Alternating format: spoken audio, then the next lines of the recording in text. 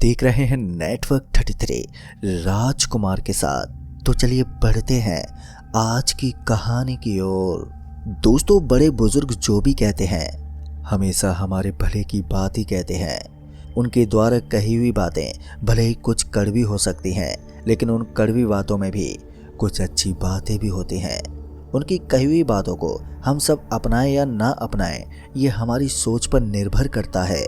उनकी कही हुई बातों को अगर समय रहते अगर नहीं समझ पाए तो इसका परिणाम दुख भरा भी हो सकता है।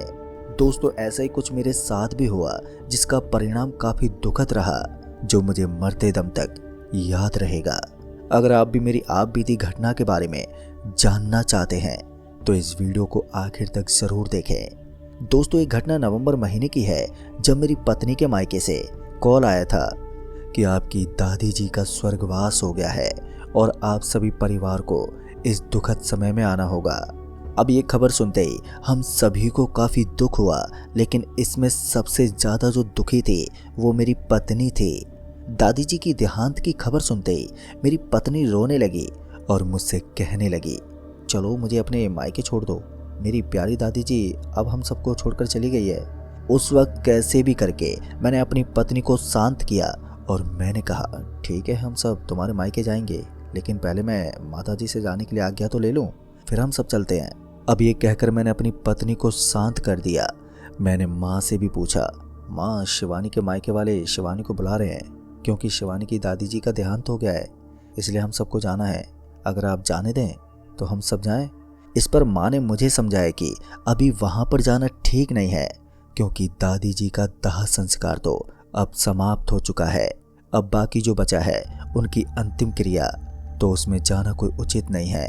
हाँ, अगर तुम लोग जाना चाहते हो तो जो उनके दाह संस्कार की सभी विधि होने के बाद वहाँ पर चले जाना। मेरी तो यही सलाह रहेगी कि तुम अभी मत जाओ, फिर कुछ दिनों के बाद चले जाना, यही तुम्हारे लिए बेहतर होगा, बाकी तुम्हारी मर्जी। माँ की ये बात सुनकर मुझे भी सही लगा, लेकिन जब मैंने अपनी पत्नी को ये बात बताई तो वो नहीं मानी और रोने लगी।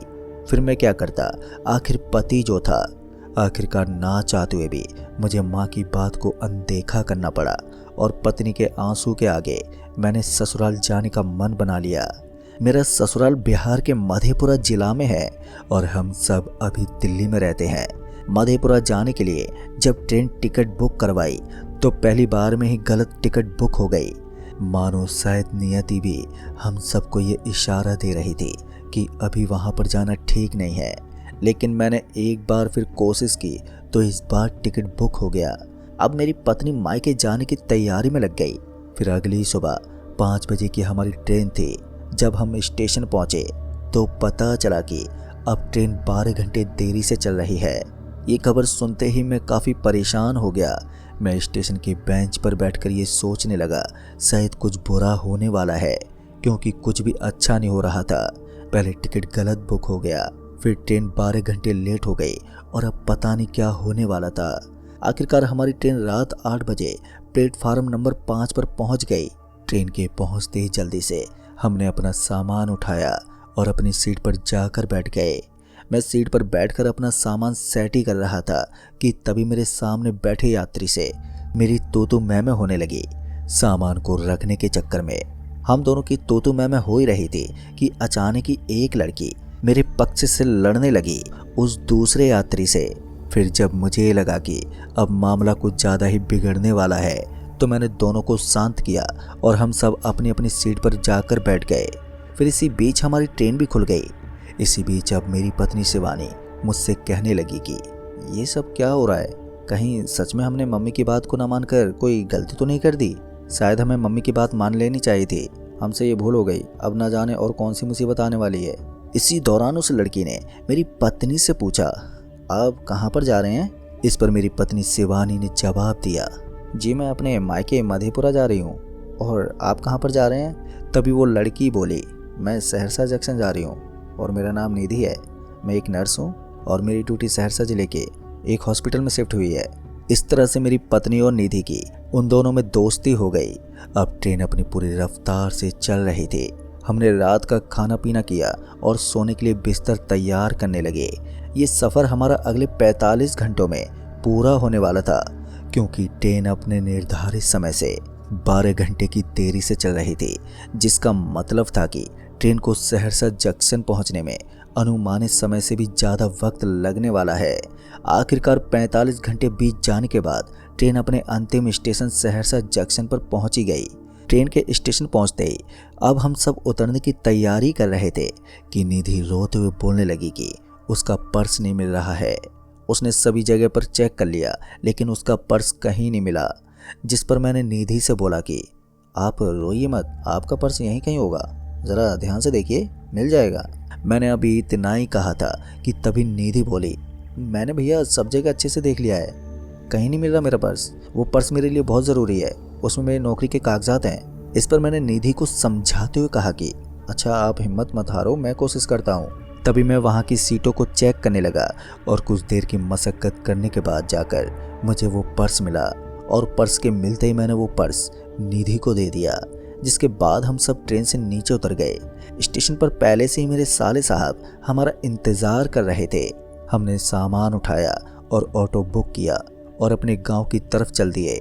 ठंड का मौसम होने के कारण सड़क पर काफ़ी धुंध छाई हुई थी, दूर दूर तक कुछ भी दिखाई नहीं दे रहा था, जिसके कारण सड़क हादसा होने की संभावना बनी हुई थी। और हुआ भी यही जो मैं सोच रहा था। अचानक एक ट्रक हमारी ऑटो के बगल से टक्कर मारकर आगे निकल गई, जिस कारण हम सब काफ़ी ज़्यादा डर गए। अगर थोड़ी और चूक हो जाती तो शायद हम सभी स्वर्गवासी हो जाते। मैंने ऑटो ड्राइवर से बोला भी, भाई थोड़ी सावधानी से ऑटो चलाओ, ज़्यादा जल्दबाजी मत करो। ऑटो ड्राइवर समझदार था तो वो काफ़ी सावधानी से ऑटो को चलाने लगा। इस घटना के बाद मेरा मन काफ़ी घबरा गया। मुझे लग रहा था कि अभी कुछ और भी होने वाला है। तभी ऑटो ड्राइवर ने ऑटो को अचानक से रोक दिया और कहने लगा, अरे भाई साहब आगे एक ट्रक है और ऑटो में टक्कर हो गई है। ये सुनते ही मैंने ऑटो से उतरकर देखा तो मैं ये देखकर हैरान हो गया कि ये तो वही ट्रक थी जो कुछ देर पहले हमारी ऑटो को छूकर निकल गई थी। दोस्तों ये एक्सीडेंट इतना भयानक था जिसे मैं देख रहा था कि उसमें ऑटो के परखच्चे तक उड़ गए थे। तभी मैंने वहीं के खड़े कुछ लोगों से पूछताछ की तो पता चला कि टक्कर के दौरान किसी की भी जान नहीं गई है। तभी ऑटो ड्राइवर ने ऑटो को साइड से निकालते हुए गांव की तरफ मोड़ लिया। पूरे रास्ते में मैं यही सोचता रहा कि ये सब हो क्या रहा है और आने वाला पल कैसा होगा। इसी उधेड़बुन में हमारी ऑटो कब गांव की सीमा में प्रवेश कर गया हमें पता ही नहीं चला। अब मैंने थोड़ी राहत की सांस ली क्योंकि मैं अब अपने मंजिल पर पहुंचने वाला था। लेकिन ये मेरे मन का वहम था क्योंकि असली खेल तो अब शुरू होना बाकी था। अब हमारा ऑटो अगले 10 मिनटों में अपनी मंजिल पर पहुंच गया। फिर जब मैं ऑटो से नीचे उतरा तो मैं वहां का मंजर देखकर काफ़ी ज़्यादा डर गया क्योंकि घर के आंगन में चारों तरफ एक डरा सहमा हुआ खामोशी का वातावरण छाया हुआ था। मेरे साले साहब ने ऑटो से सामान उतारा और मुझे गेस्ट रूम में पहुंचा दिया।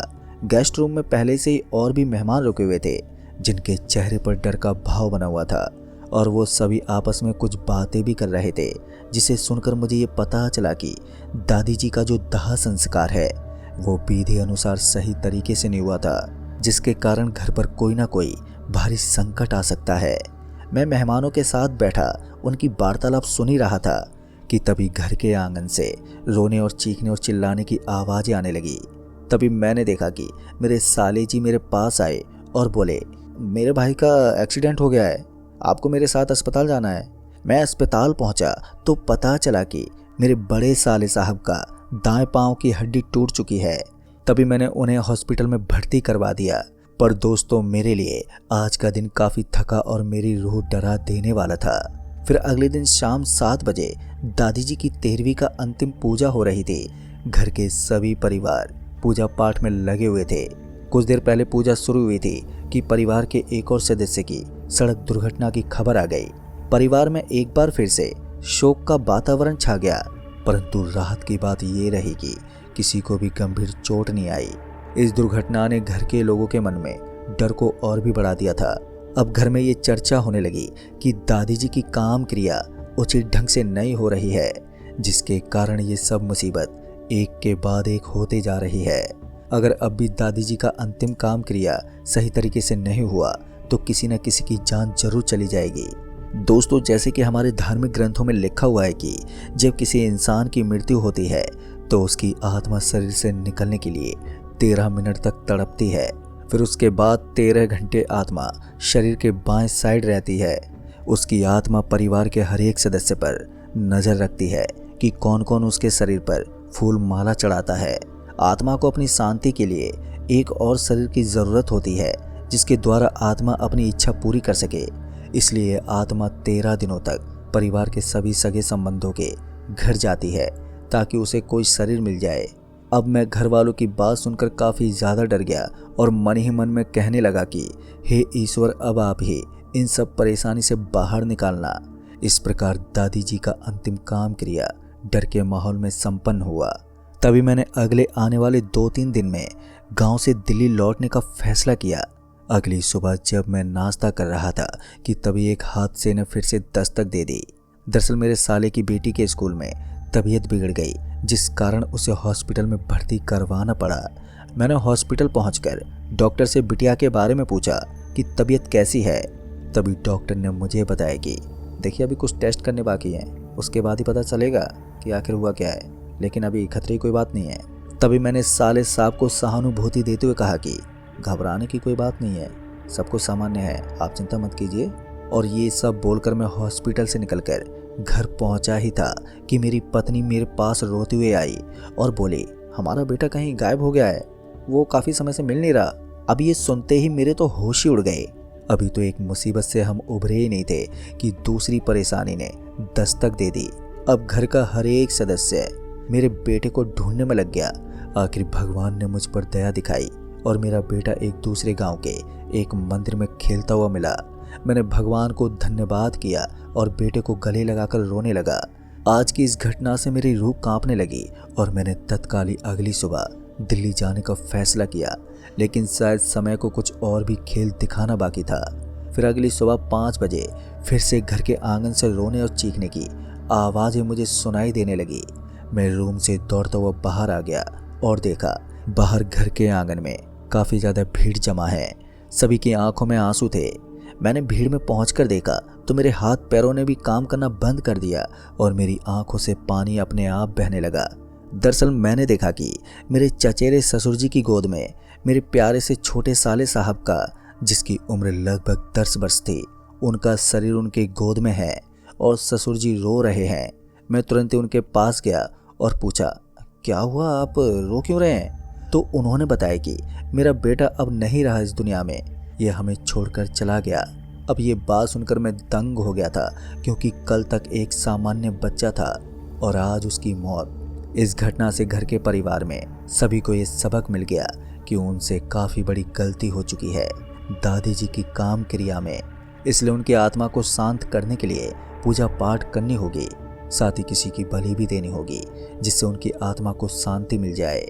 बच्चे का अंतिम काम क्रिया समाप्त करने के बाद दादी जी की आत्मा को शांत करने के लिए एक पूजा रखी गई। ये पूजा मध्य रात्रि में होनी थी, जिसके लिए पूजा की सामग्री इकट्ठी की गई। साथ ही बलि के लिए एक जोड़े सेहतमंद कबूतर को भी रखा गया।